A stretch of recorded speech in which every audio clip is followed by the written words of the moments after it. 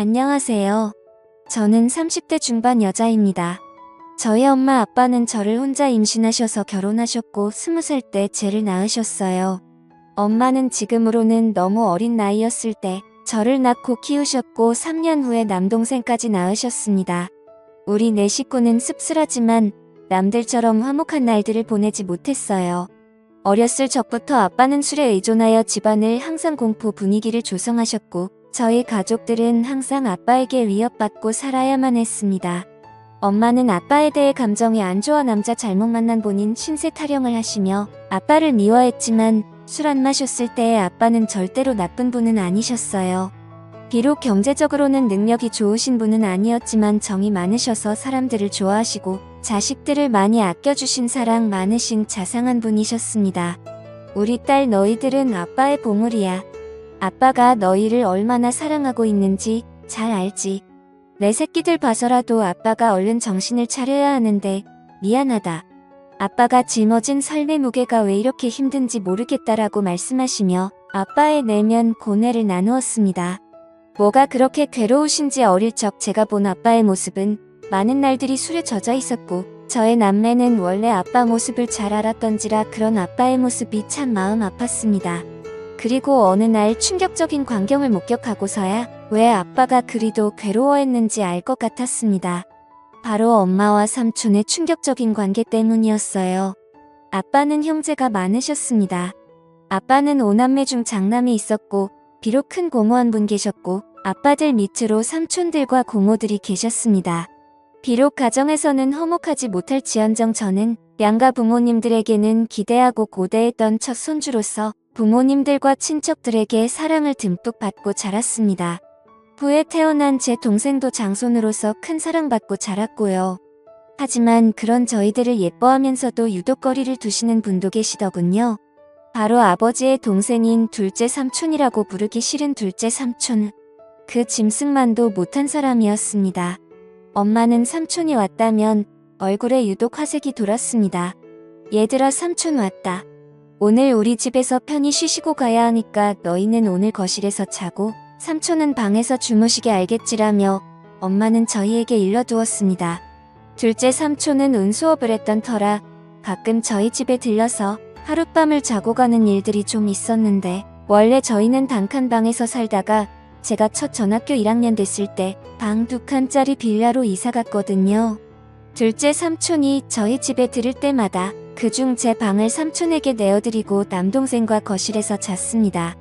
저는 삼촌이 저희 집에 올 때마다 맛있는 간식을 사가지고 와서 어색한 가운데에서도 저희랑 놀아주는 게 좋았고 그걸로 인해 멀기만 느껴졌던 둘째 삼촌에게 조금씩 정이 쌓여갔네요. 둘째 삼촌이 올 때마다 아빠도 술을 안 마시고 부모님들도 간만에 분위기가 하기에 좋아져서 한때 저희는 둘째 삼촌이 오기만을 기다리기도 했습니다. 그런데 어느 날 새벽이었어요. 제가 힘든 가정에서 살다 보니 어렸을 때부터 눈치가 빨랐고 명확하다고 해야 하나 나이에 비해 철이 조금 빨리 든 케이스였어요.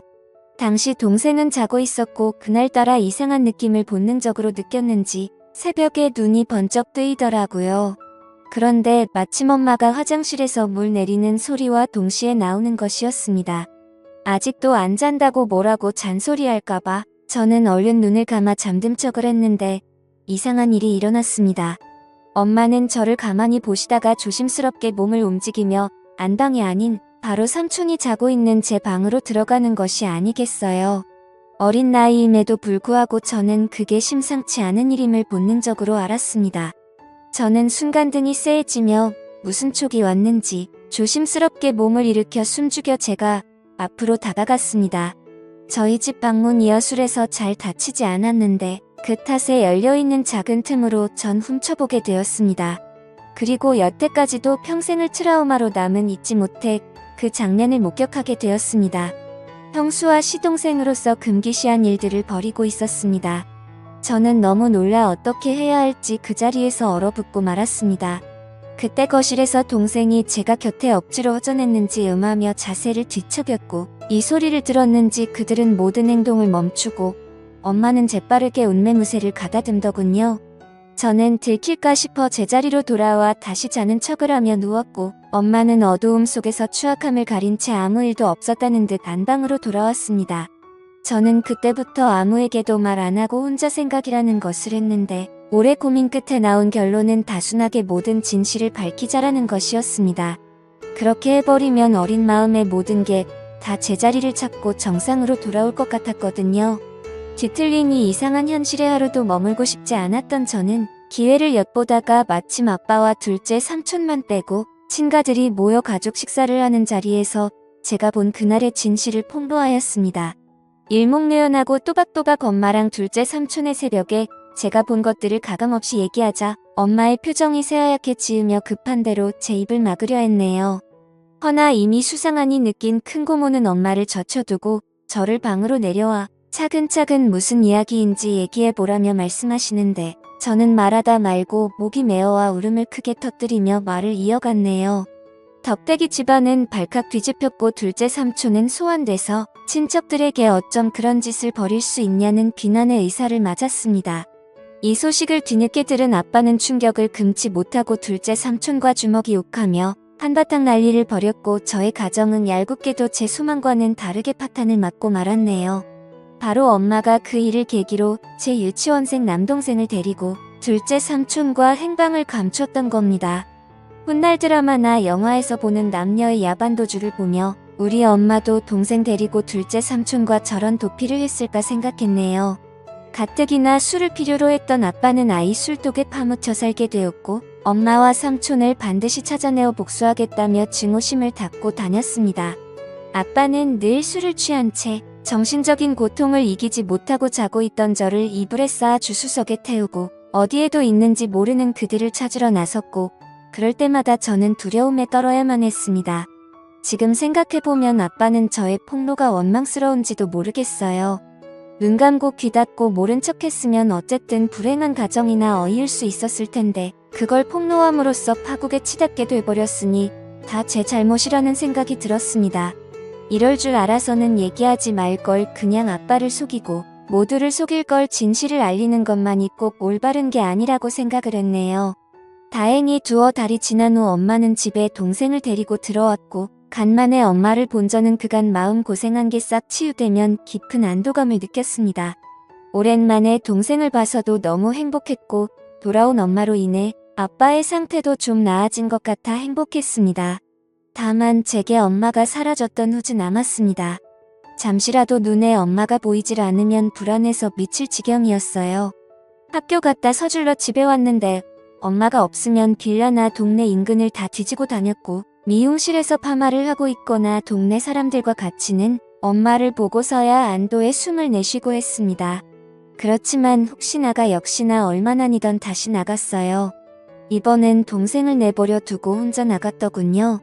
동생이라도 곁에 있어 좋았지만 엄마가 언제 다시 올지 기다림의 끝은 알 길이 없었습니다. 아빠는 행여 엄마한테 연락이 오면 아빠한테 바로 전화하라고 했고 그 사이 저희 동네에서는 소문이 다 돌았습니다. 저희 엄마가 바람나서 집을 나간 것 같다고요. 툭하면 애 엄마가 보이질 않으니 그럴 수밖에 해요. 저는 저희에 대해 함부로 말하는 동네 사람들이 너무 싫었습니다.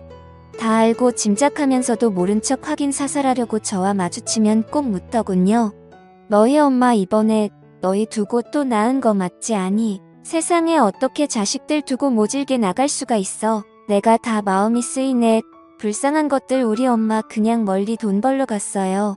우리 가족에 대해서 함부로 말하지 마세요. 라고 둘러대면 쏘아댔지만 속으로는 가슴에 피멍들어 찢어지게 울고 했네요.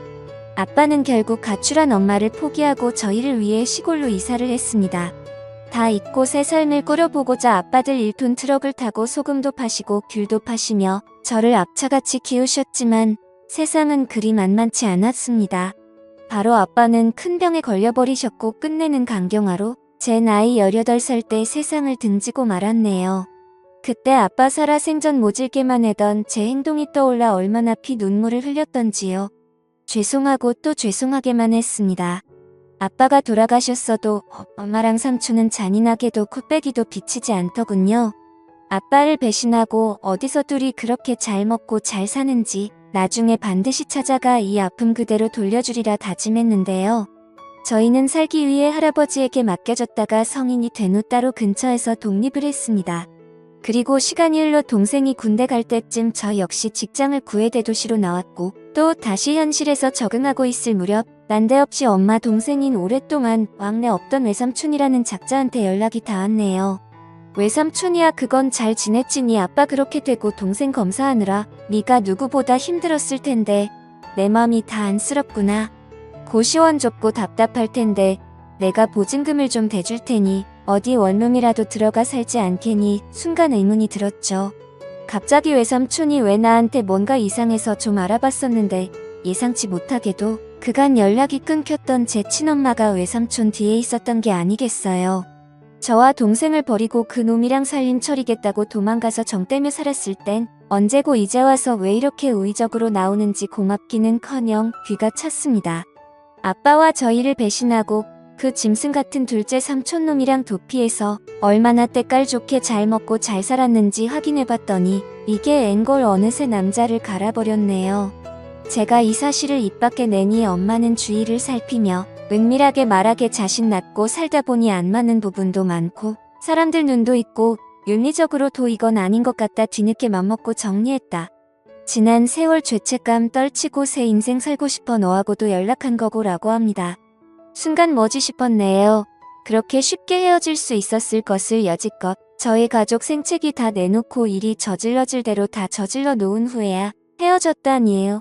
엄마를 가지려고 아빠를 배신한 삼촌도 같은 생각이어서 순순히 헤어졌다는데 말도 안 돼. 그들의 파렴치한 패륜 때문에 상처 입은 사람이 몇인데 멱살 잡고 쫓아다니며 키의 보상이라도 받고 싶었습니다. 엄마는 결국 삼촌과 금기된 사랑을 끝내고 다른 남자랑 세 번째 결혼을 했답니다. 참 능력도 좋으시지. 엄마는 제 동생이랍시고 둘째 삼촌 사이에서 낳은 남자의 여자애 한 명씩을 제기 소개했습니다. 저를 동생들과 함께 인사시키며 이들은 내 동생이고 너희들도 언니한테 인사해라. 동생 돌보는 거 보니 지금 여기 있는 동생도 잘 돌볼 것 같더라.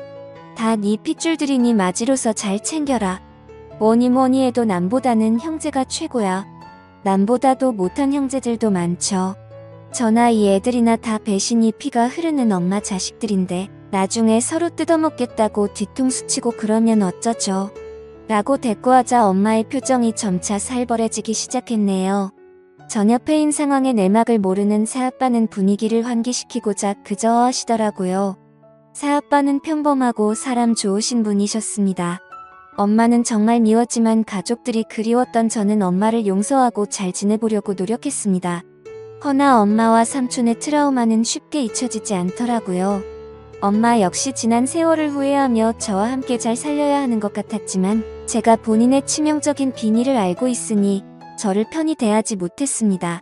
심지어는 저더러 미용실에서 엄마라고 하지도 말라고 하고 주변인들에게는 저와의 관계를 숨기려 하더군요. 새아버지가 절 자식으로 인정한다며 친척들에게 소개하려 할 때도 엄마는 필사적으로 행여 책 잡힐까 싶어 말렸습니다. 엄마의 숨겨진 자식으로 살아야 하는 기분도 참 더럽더이다. 더러운 놈의 둘째 삼촌 자식들은 엄마 거리며 당당하게 살고 있는데 우리 아빠 자식이었던 전 왜 숨겨져야 하는지 감정이 분노가 스멀스멀 살아났습니다.